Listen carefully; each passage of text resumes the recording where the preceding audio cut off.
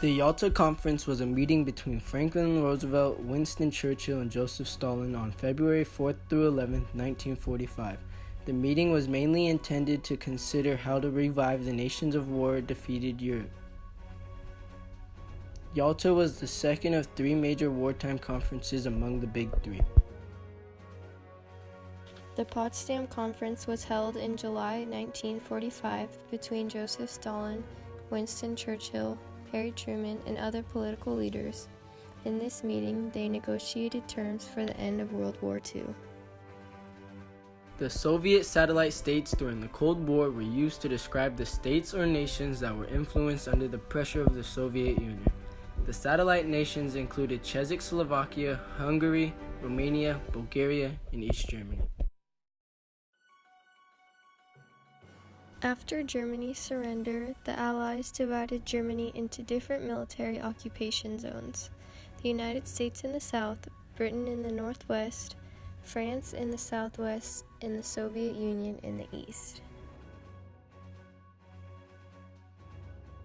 On March 5, 1946, the British Prime Minister Winston Churchill declares that the Soviet Union has created an iron curtain in their efforts to block themselves from open contact with any non-Soviet controlled areas.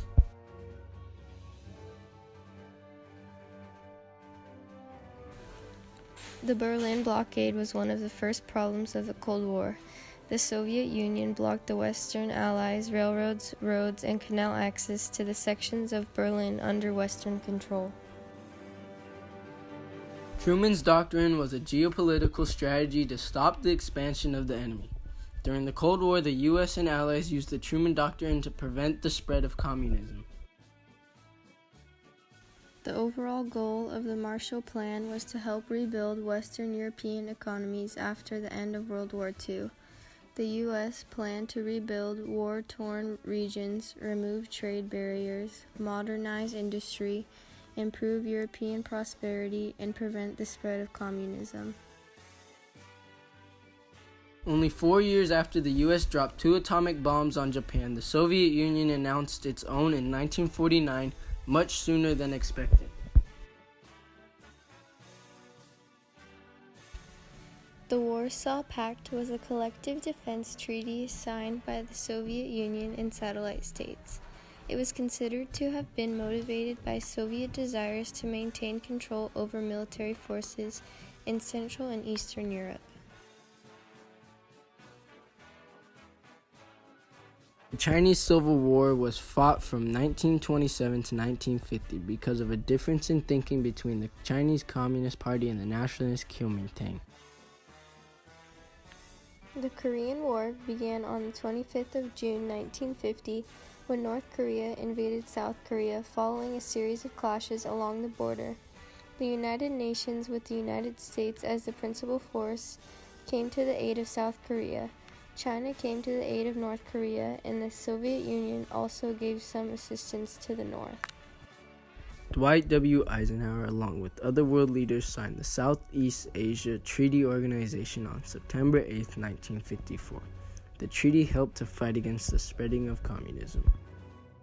The Indochina War began on the 19th of December 1946 and lasted until the 1st of August 1945. Fighting between French forces and their opponents in the south dated from September 1945. This is known as the Second Indochina War. This war was fought between Northern Vietnam and Southern Vietnam's government. It was also known as the Division of Vietnam. Also was considered to be a Cold War era proxy war.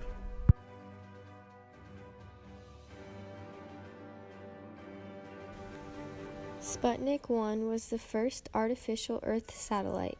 The Soviet Union launched it into orbit on October 4, 1957. The 1960 U-2 incident occurred during the Cold War on May 1, 1960.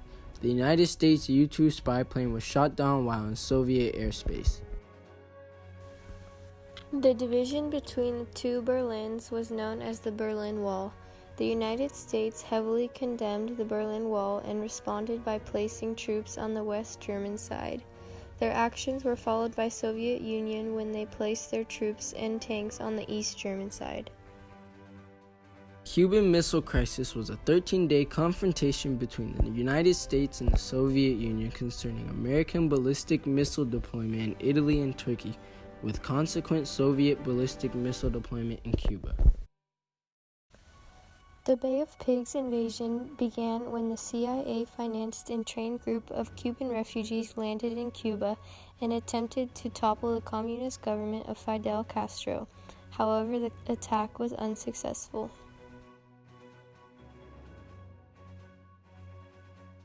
In July 1945, Truman had begun to look toward the post-war world. The United States was faced with the realization that the Soviet and communist ideal were gaining increased support across the globe. The Potsdam Conference, a meeting of the victorious leaders of the Allies in Europe, attempted to confront the delicate balance of power of the opposing governmental structures, democracy, and communism. The U.S., Great Britain, Soviet Union, and France took part in joint occupation of the German state. During Winston Churchill's Iron Curtain speech, President Truman joined Churchill on the platform and listened to his speech. Churchill began by praising the United States, which he declared stood at the pinnacle of world power. Truman's doctrine was a geopolitical strategy to stop the expansion of the enemy. During the Cold War, the U.S. and Allies used the Truman Doctrine to prevent the spread of communism. The Marshall Plan was an American initiative to aid Western Europe, in which the United States gave over $13 billion in economic support. Dwight W. Eisenhower, along with other world leaders, signed the Southeast Asia Treaty Organization on September 8, 1954. The treaty helped to fight against the spreading of communism.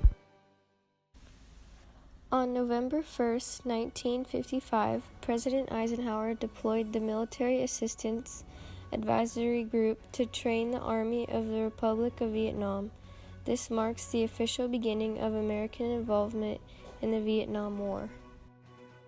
On October 4, 1957, the Soviet Union launched the Earth's first artificial satellite, Sputnik 1.